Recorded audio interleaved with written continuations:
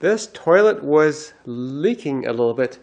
It always left a little bit of water around here, around the edge of the porcelain.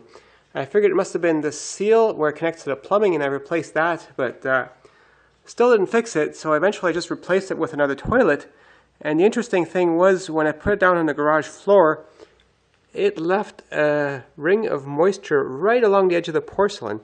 So I suspect the clay in this toilet itself is actually water permeable. But before I take it to the dump, I thought I'd do a bit of investigation. So let's open it up a little bit.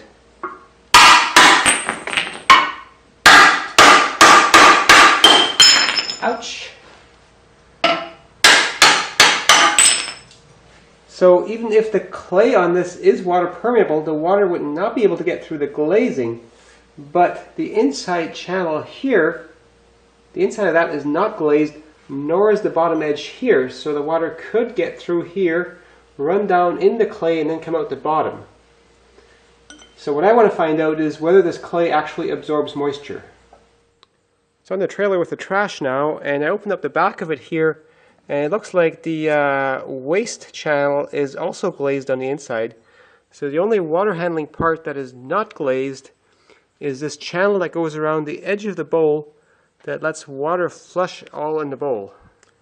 And of course the bottom edges here, those are also not glazed. To test if this clay absorbs water, I let the pieces dry for a week, and now I'm weighing those, plus some control pieces, a fragment from another toilet, and 2 rocks. I let the pieces soak in a bucket of water for a whole day, and then cleaning off the surface water and blow drying them, and let's weigh them again.